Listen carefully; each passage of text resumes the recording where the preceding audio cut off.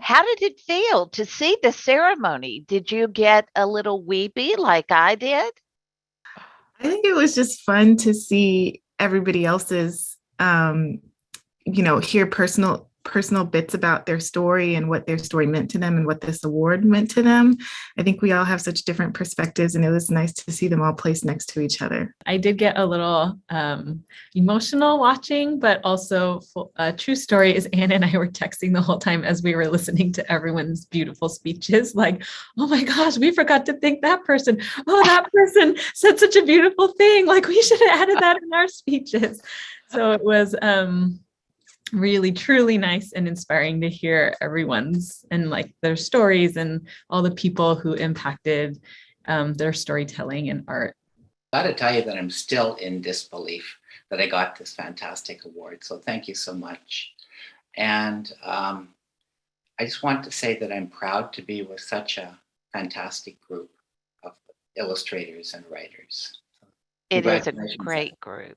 I'm just really inspired by everyone else here. And also when listening through everyone else's speeches, I was just like, wow, I missed a lot of people and did not recognize a lot of things that I really wanted to point out. So you all did amazing. I'm just fully in awe of you all. So I'm really excited to be a part of this group. Just so happy that we can share this moment together. And even if I am very far away in Slovenia, it almost feels like we are together in one room. And I find this so special and precious. What made you want to make children's books? I've always really loved the idea of being able to write and illustrate children's books. There's something really special about being able to tap into your younger self and your own imagination and be able to create something through visual storytelling. So I really hope that my work in a lot of ways serves as a safe space to just create and grieve and feel all the feelings. I loved children's books as a kid. I remember when I was very small, 4 or 5, we lived for a while with my grandmother. And my aunt and uncle gave me my first book. It was called The Adventures of Danny Meadowmouse by Thornton W. Burgess. And it was illustrated by Harrison Cady. And I never forgot that. I rediscovered them again when my own kids were small, the beauty of children's books. And I think in my books, I want to create a sense of adventure, but I also want to reassure children that the feelings that they have, they're not alone in the feelings that they have and the challenges that they're facing. I first wanted to write children's books because I was reading a lot. I was reading a lot of Sweet Valley books, a ton of them. And I was like, why is it so hard to find books with main characters that look like me? And it just didn't make sense to me. So I was like, well, I'm going to grow up and write it.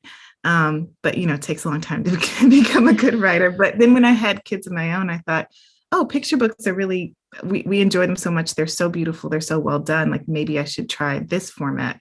I feel that children are so open. They have great imagination.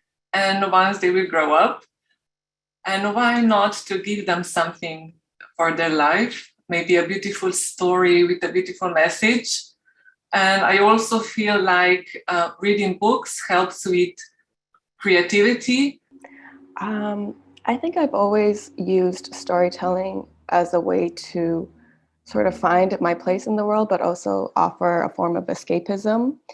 And I think children's books is such a visual way of offering that. And it's so powerful to be able to find a way to connect, but also a way to escape at the same time. And so that's why I gravitated towards children's books. For me, I started writing children's books because, similar to what Anne was saying, there's so few books. When I was growing up, almost none, never saw myself in books growing up. And I really wanted to try to add stories to what I hope and what I know is a growing canon of stories of inclusive children's books and literature, because I believe so deeply in the power of of story and of seeing yourself in story and of seeing other people in story. I know that books become like friends, they become teachers for young people and for those of us who are older. and it feels like such a great privilege to be able to not only tell stories, but to have them be shared all over. And so I really feel grateful for the opportunity that we all have to be artists and to have the art be seen. Yeah, and we're all lucky to have you do it. Marta, why did you decide to make Every Little Kindness a wordless book? I was going to find my copy of it. Because I really, really love pictures, and I find very interesting that people from other countries can read it also, because there is no text, no translation is needed. You're totally free, and I like this freedom and openness of these books. Yeah. Wonderful. Thank you. And Kanisha, you mentioned your desire to give kids a way of processing loss through many shapes of clay. Are there any picture books you remember that were particularly moving or helpful to you when you were a child?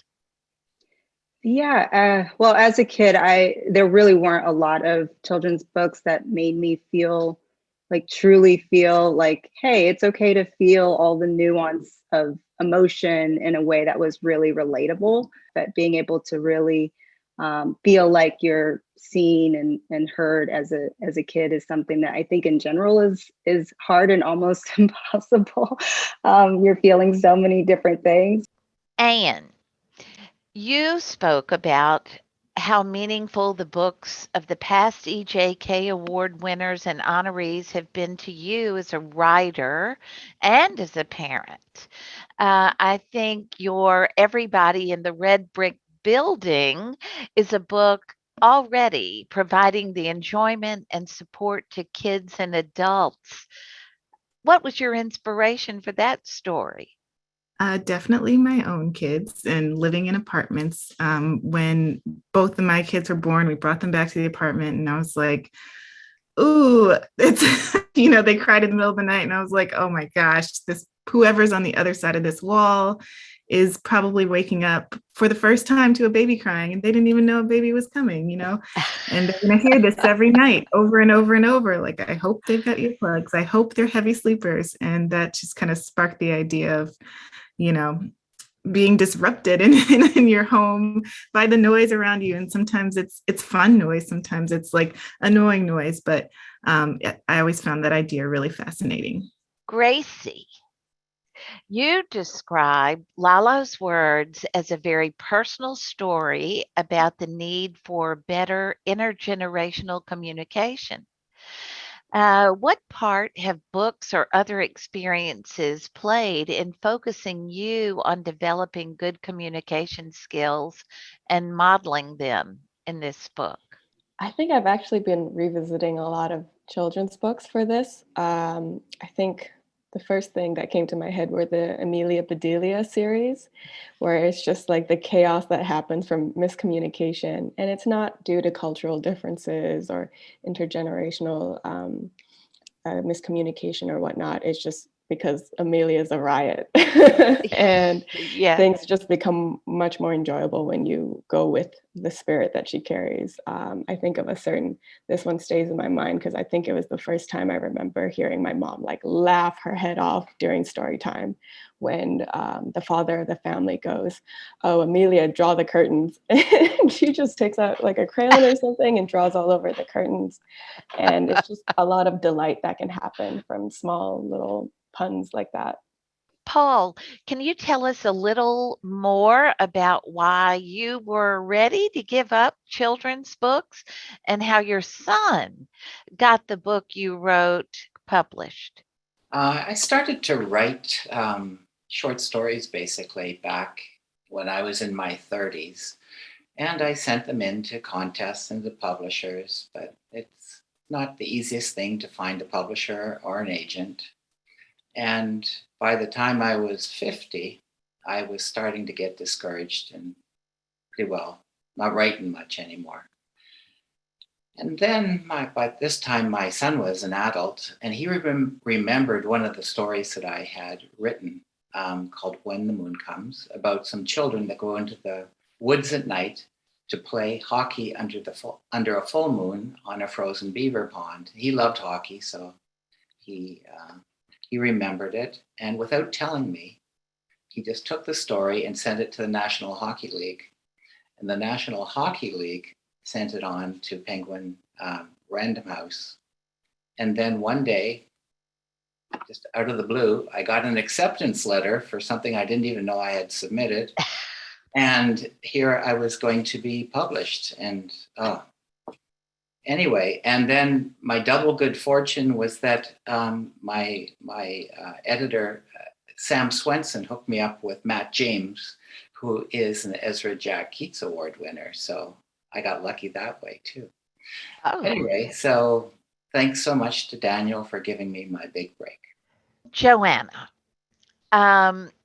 Playing at the Border is about how music binds different cultures together. And you have said you're not a poet, and yet your book reads like poetry.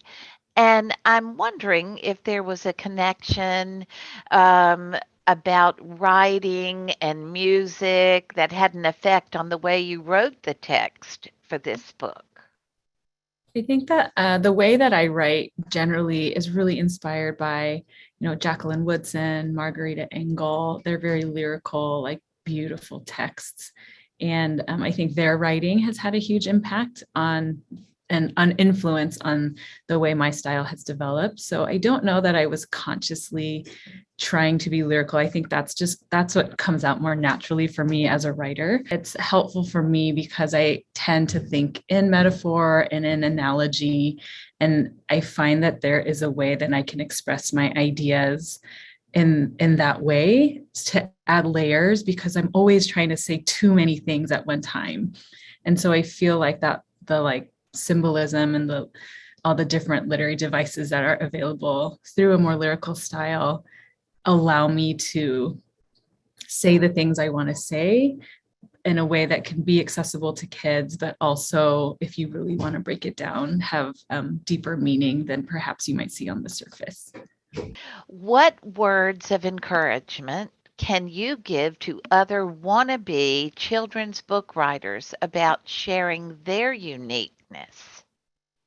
I think that if you want to write or illustrate and tell stories, it's just knowing and really believing that your stories matter and that the world needs your story. And so if that's really something you want to pursue, then to know that it is a long road that requires a lot of patience.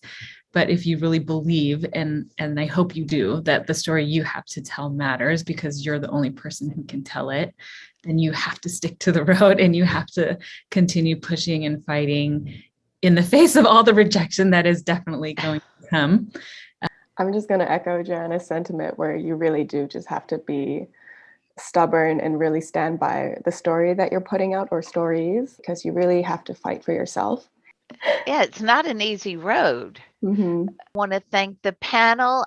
Most of all, I want to say congratulations. And you can feel really good about this because the committee was superb. Everybody on that committee had something to say and something to offer, and they all saw things in your work. So all I can say is kudos. Thank you and congratulations.